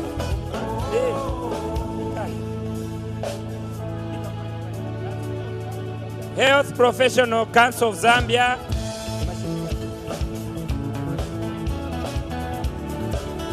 Eastern Provincial Health, Ministry of General Education, Provincial Administration, Ministry of Education, ZESCO,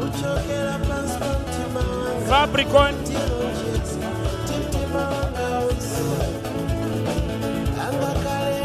Fibercom. Chalimbana University, thank you so much. Tichoke kwa hapa, can we move away, we clear space.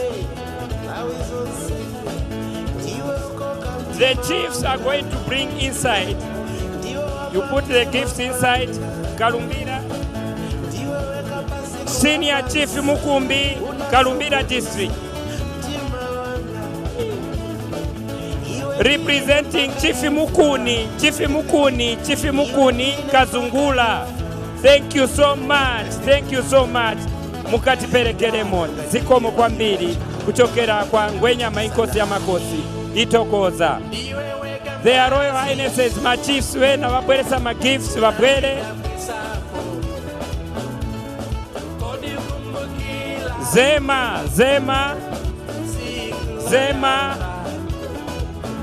Zema ya bwere sama bini ya mene ya za chandizira.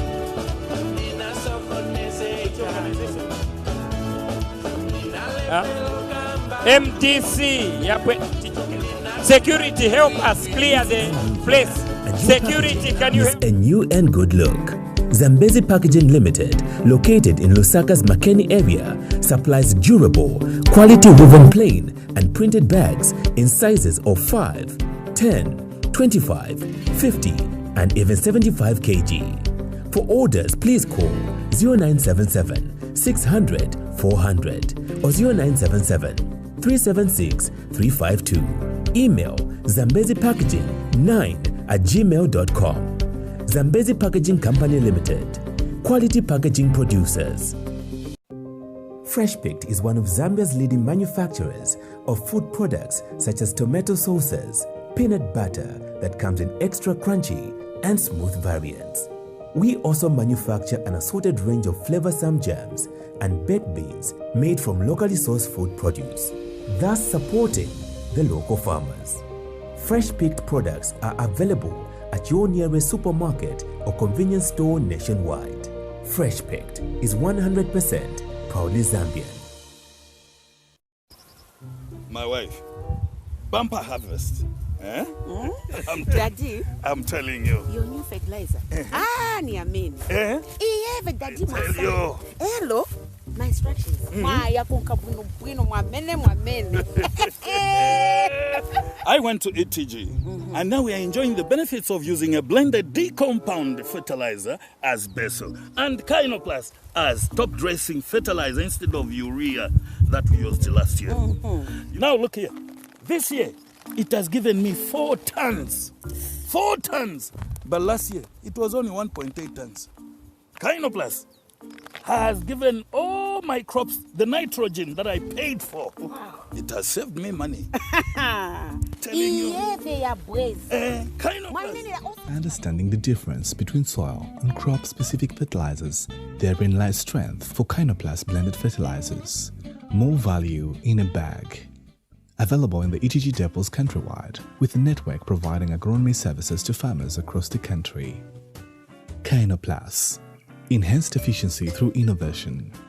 A product of ETG. For several decades now, public service employees have been contributing to a pension scheme that offers value-added services like the microfinance and home ownership scheme. A pension scheme that guarantees a quality life and a secured future for members and their dependents after retirement. Committed to providing quality service through its nationwide presence. There is only one such pension scheme for public service employees. Public Service Pensions Fund, PSPF, keeping the pension promise. What is a home? To us, home is where love resides, memories are created, friends always belong, and laughter never ends. It is a place you can depend on, a place where you feel secure. No matter what happens, you have a place to call your own. In many ways, home is a feeling we want all Zambians to experience. Tired of paying rent? Can't live at your parents' house? Having trouble getting finances to build? Well, today you can access financing from ZNBS. It's as easy as that. Enjoy 12 months capital-free monthly repayment, 2% arrangement fee and reduced interest rate. Home is not a place, it's a feeling.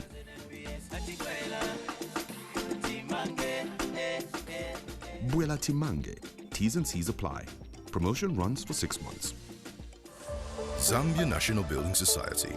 Shelter through savings. Improper disposal of plastics is harmful to human health and our environment. Plastics block sewer and drainages, causing flooding and diseases, degrading water quality and aquatic life. We can change this by supporting government's ban on thin and non-degradable plastics. It starts with plastic manufacturers who have an obligation under the Extended Producer Responsibility (EPR) regulations of 2018 to minimize waste through treatment, reclamation, reuse or recycling. Beverage cans, non-returnable plastic and glass bottles, and plastic bags under 30 microns in thickness are some of the packaging materials under regulation. As a consumer, use alternative bags and reuse carrier bags of recommended thickness. Thank you. Avoid plastic disposal of any kind. Let us not litter our surroundings. A clean and healthy environment is for your own good and that of generations to come.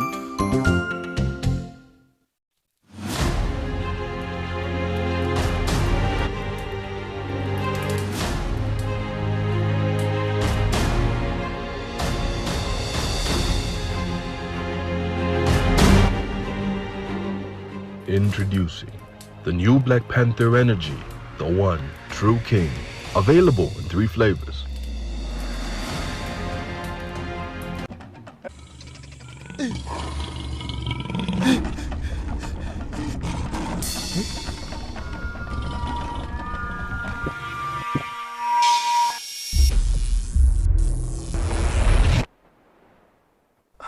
School, what's in here? In there, my son, there is Kawawasha, giving you the courage to face your challenge. I've got the energy. Black Panther. Fresh Picked is one of Zambia's leading manufacturers of food products such as tomato sauces, peanut butter that comes in extra crunchy and smooth variants. We also manufacture an assorted range of flavorsome jams and baked beans made from locally sourced food produce, thus supporting the local farmers. Fresh Picked products are available at your nearest supermarket or convenience store nationwide. Fresh Picked is 100% proudly Zambian. More than 15 years ago, Kachema Meat Suppliers started out with one outlet in the heart of the Copper Belt. With firm commitment in freshness, today Kachema Meat Suppliers is a growing chain with multiple locations in Lusaka, Chipata, Kabwe, Ndola, Kitwe, Chisokone, Mufulira, Kasumbalesa, and Solwezi. Taste our unique processed meat products such as polonies, bacon, sausages, and many more found in leading supermarkets such as Spar, Pick n Pay, Melissa, Food Lovers, Choppies, and Jumbo supermarkets. Save money by buying your meat products at factory price. Now that's a great deal. Locally produced cut fresh daily. No shipped-in meats filled up with who knows what just to keep them looking good. For freshness, selection, and factory price, go with Kachema Meat Suppliers.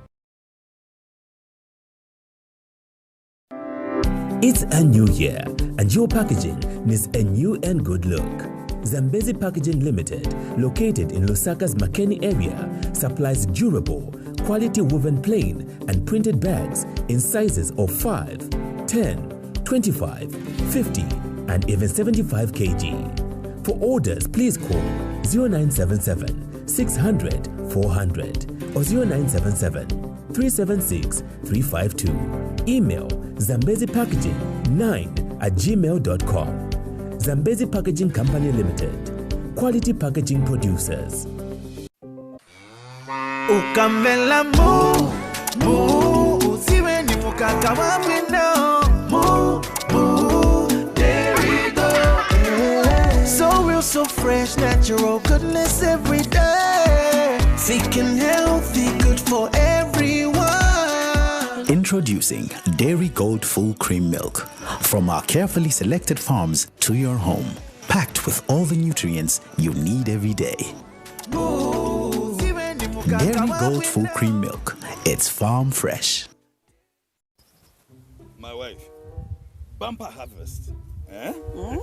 Daddy. I'm telling you. Your new fertilizer. Niamini. Eh? Iye daddy Tell you. Hello. My instructions. Ya kunkabuno bwino mwamene.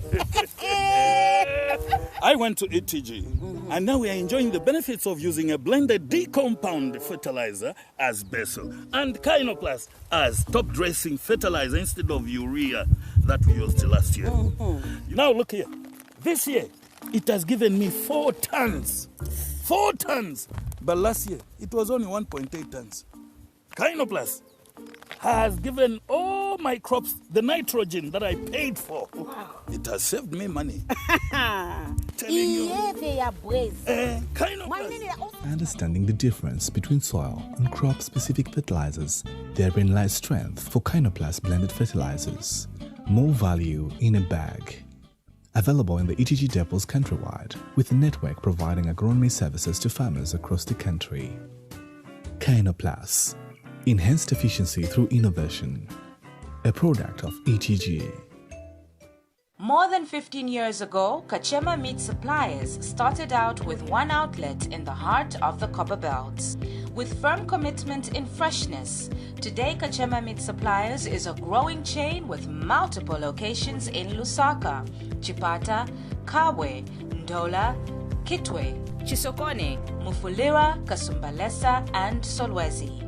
Taste our unique processed meat products such as polonies, bacon, sausages, and many more found in leading supermarkets such as Spar, Pick n Pay, Melissa, Food Lovers, Choppies, and Jumbo supermarkets. Save money by buying your meat products at factory price. Now that's a great deal. Locally produced, cut fresh daily.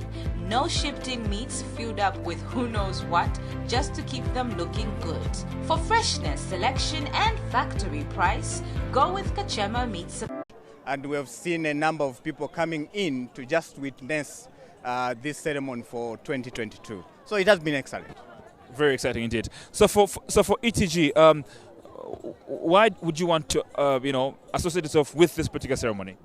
Great. So Brian, our vision is distribute or showcase. Obviously, this ceremony, we are part of the farmers, so to say, because we have all what it takes for a farmer to produce. Hence, this ceremony for us as it is are lacking in terms of crop production, free agronomic services. What we want is to see sustainability. Every industry, every sector is trying to be innovative enough to respond to the advancements. It could be through technology and things of that sort. As ETG, what are you doing in that regard? ETG, we have brought in a number of network in Eastern Province, the whole action field. We have a number of visitors. We have all outlets start and try our product. Not just trying, because we exercise what we call, now it's business, farming is business. Hence, anyone who is trying to do even a crop, either your backyard garden brand, at the end of the day, you're not going to buy vegetables. Hence, we have 50 kgs a bag of fertilizers, including smaller packs of pesticides. As a point of this interaction, you're operating in a sector which has, for a long time, been trying to find ways of trying to diversify.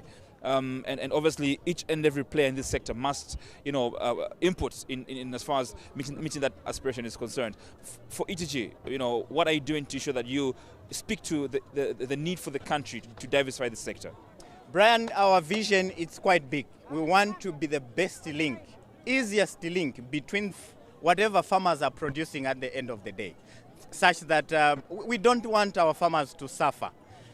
We have make sure that our footsteps are closer to the farmers. And that, I think, entails how huge we are as ETG to make sure that our farmers don't move long distances, especially to access the inputs as well as the marketing of their produce. I want to thank you very much for coming through and wish you the best of luck. Many thanks, Brian, for hosting us. Thank you. Thank you very much. It's interesting to hear how different companies are trying to speak to the needs of this country in various sectors of the economy. We've still have the tourism sector and many other issues around the country's economy. I'm now joined by Nc'Wala, who is the Registrar, City University of Science and Technology. It's great to have you on the show on this particular interview. Let's begin by, first of all, you sharing with us what this... please go ahead.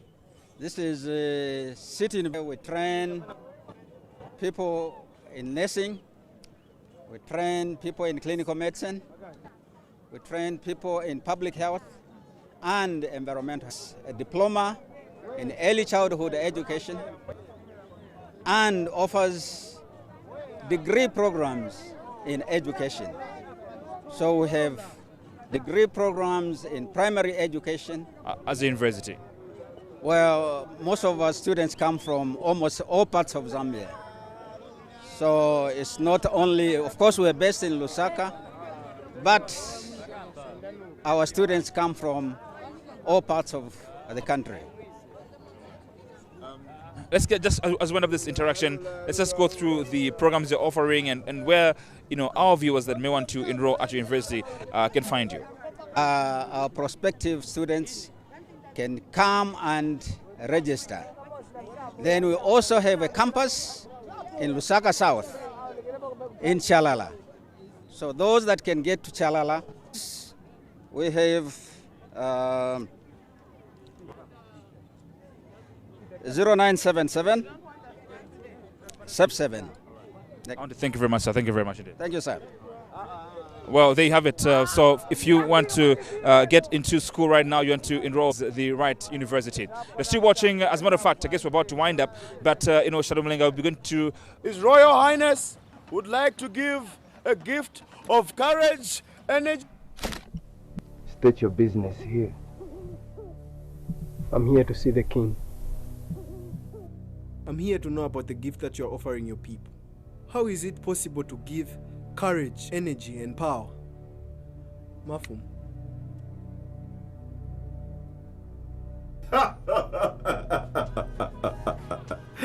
Meet the one true king. The one true king. The one true king. I've got the energy. Black Panther, coming in 3 flavors. Be by my side, I can't deny I'll be alright.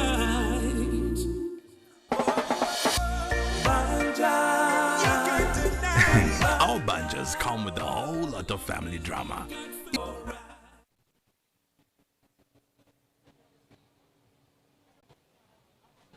Ceremony of the Ngoni people led by Paramount Chief Mpezeni. It has the head of state, President Hakainde Hichilema, was guest of honor to this occasion.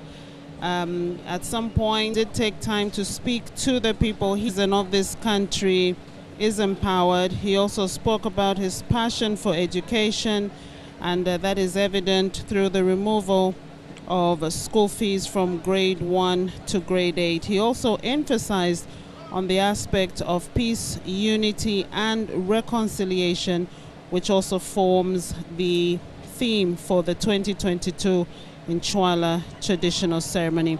And we did also see towards the end that the president did offer a gift to the have grown this time around, seeing that last year the Nc'Wala ceremony did not take place, of course, due to COVID regulations. However, this time around, the ceremony is on, and hundreds of people from different walks of life came through to be part of this interesting occasion. And just to take you back a little bit, this ceremony did begin on Thursday with the procession through to today, and this has been summed up with this fantastic display of the warrior dances that we have seen from the MPs and the various activities that have taken place here. And so from here, from Mutenguleni, and on behalf of the entire Outside broadcast team, my name is Nc'Wala.